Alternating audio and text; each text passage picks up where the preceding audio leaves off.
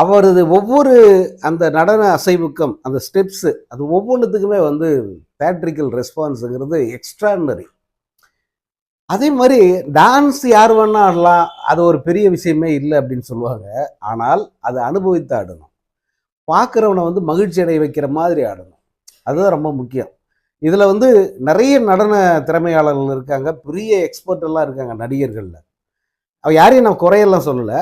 இவருடைய நடனத்துக்கு மட்டும் என்ன ஸ்பெஷல்னா, நீங்கள் ரஜினி சார் ஆடும்போது பாருங்க, சிரிச்சுக்கிட்டே டான்ஸ் ஆடுவார். நடனத்தை சிரிச்சுக்கிட்டே ஆடுறதெல்லாம் வந்து ரொம்ப ஒரு தனி கலை அது. அப்போதான் பார்க்குறவனுக்கு வந்து அவனும் மகிழ்ச்சி அடைவான், அவனும் சிரிச்சுக்கிட்டே அதை என்ஜாய் பண்ணுவான். இல்லைன்னு வச்சுக்கோங்களேன், ரொம்ப சீரியஸாக டான்ஸ் ஆடும்போது வந்து அது ரொம்ப கடினமான ஒரு விஷயமா தெரியும் பார்க்குறவனுக்கு. அதே போல் வந்து என்ஜாய் பண்ணி ஒரு ஒரு விஷயத்தை வந்து அனுபவிச்சு பண்ணுறது இருக்குல்ல. நீங்கள் ரஜினி சார் டான்ஸை பார்த்தா அது வந்து தெரியும் உங்களுக்கு, அவர் கஷ்டப்பட்டு அதை செஞ்ச மாதிரியே தெரியாது. ஆக்சுவலாக ரஜினி சாரை பொறுத்த வரைக்கும் இந்த டான்ஸை பற்றியே தனியாக நம்ம பேசணும். அவருக்கு வந்து நடனம் வராது. எப்போ அவர் ஆரம்ப கால படங்களில் எனக்கு டான்ஸ் தெரியாதுன்னு, ஆனால் தெரியலன்றதுக்காக அவர் விட்டுறல, அதை முறையாக கற்றுக்கிட்டார். முறையானா போயிட்டு பரதநாட்டியம் படித்து அப்படி நான் சொல்ல வரல.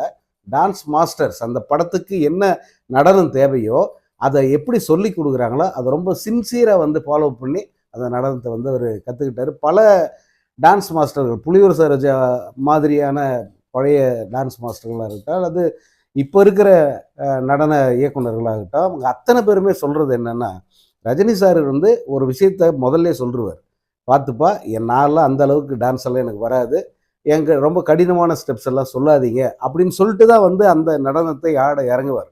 ஆனால் அவர்களே எதிர்பாராத அளவுக்கு வந்து அந்த டான்ஸை ரொம்ப பர்ஃபெக்டாக ரொம்ப சிறப்பாக பண்ணி கொடுத்துருவாராம். இன்னொன்று, அவருடைய டான்ஸ் ஸ்டெப்பில் இருக்க அந்த ஷார்ப்னஸ் இருக்கு பாருங்க, அது வேற எந்த நடிகருக்குமே வராது. அந்த விஷயத்தில் மட்டும் ரஜினி சார் அவர் மட்டும் வந்து தனி, வேறு எந்த நடிகரும் வந்து அதை காப்பி அடிக்க கூட முடியாது. அப்படி பல பேர் நீங்கள் 90களில் பார்த்தீங்கன்னா, இப்போ ஆரம்பத்தில் நடனம் தெரியாதுன்னு சொன்னார்ல, அப்புறம் டான்ஸில் வந்து பின்னி எடுக்க ஆரம்பிச்சிட்டாரு. அதில் அந்த ஆசை 100 வகை சாங்காக இருக்கட்டும், இல்லை சந்தைக்கு வந்த கிளி பாட்டாக இருக்கட்டும், அதிலே 1 2 3 4 பாட்டு, இப்படி நிறைய, ஒரு பாட்டு 2 பாட்டு இல்லை, அவர் நடனமாடிய அத்தனை பாடல்களிலும் ரசிகர்கள் வந்து அப்படியே காந்த மாதிரி கவர்ந்துருக்கார். ஒன்றும் இல்லை, அந்த ஆகாயம் மேலே பாதாளங்களே அந்த பாட்டை திரும்ப பாருங்க, எல்லாமே புதுமை என்பாணியில் சொல்லாமல் புரியும் என்பார்வையில் அப்படின்லாம் வந்து அவர் பாடிட்டு ஆடுவார். அது அவருக்குன்னே எழுதின வரி தான். அந்த அப்போ வந்து நடனமே தெரியாது ரஜினிக்குன்னு ஒரு கமெண்ட் இருந்தது, வெளியில் ஒரு விமர்சனம் இருந்தது. ஆனால் அந்த பாட்டுக்கு வர்றது டான்ஸை நீங்கள் பாருங்கள், அவர் அந்த நடனத்தில் வந்து எக்ஸ்பர்ட் ஆகிட்டார். சினிமா நடனம் அப்படிங்கிறதுல வந்து ரஜினி எக்ஸ்பர்ட் ஆகிட்டார். அப்புறம் பார்த்தீங்கன்னா அவரை